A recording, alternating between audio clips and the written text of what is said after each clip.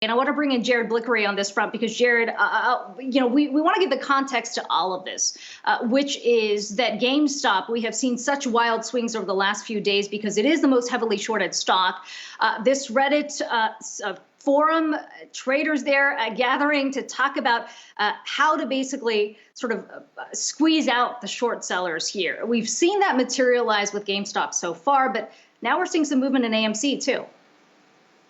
Yes, we are. And a bunch of other names that we probably haven't thought about in a long time. And here's one. Here's Tootsie Roll.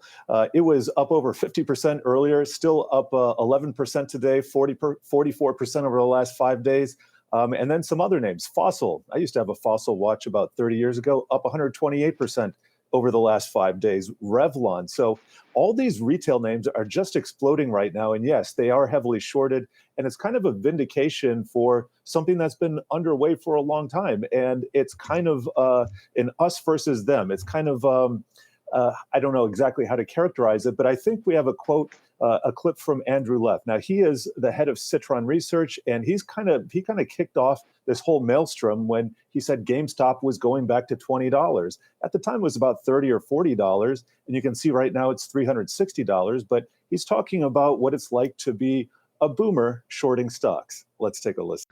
Even though we have been called boomers many times over the past week, we understand the changing dynamics in the market. So with that, we'll become more judicious when it comes to shorting stocks. Doesn't mean the industry is dead, but it just means you have to be more specific.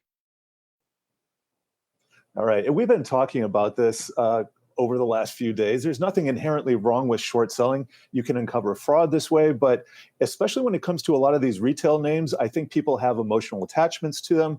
And let me just point out something else here on the Wi-Fi Interactive. You take a look at the stocks that are up the most today. Here's a name that you probably haven't seen in a while. BB Liquidating. That is Blockbuster Video, up a whopping 12 cents. And guess what? That's enough for 3,536% over the last 5 days when it was trading at a fraction of a penny. So just kind of shows you the dynamic that's going on here. Is it going to last? No, because there's just not enough funny money to go around to keep that up. But markets can stay irrational much longer than you or I can stay solvent. And I think that's a message from Citron Research as well.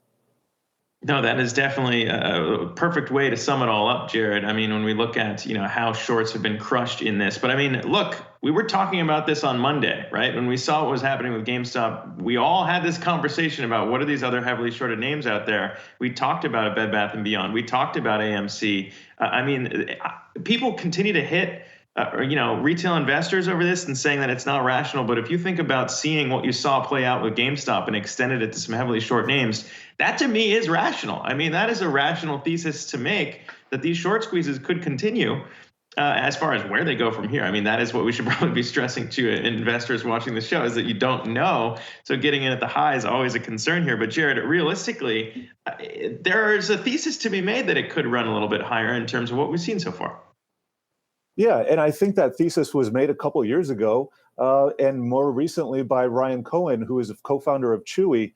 He was an investor in GameStop, and there is a thesis there to be made that this company, they have a very large position in buying and selling used games. We have a new console cycle coming out, and so maybe the stock should be valued at $20 or $30. Now, should it be $364?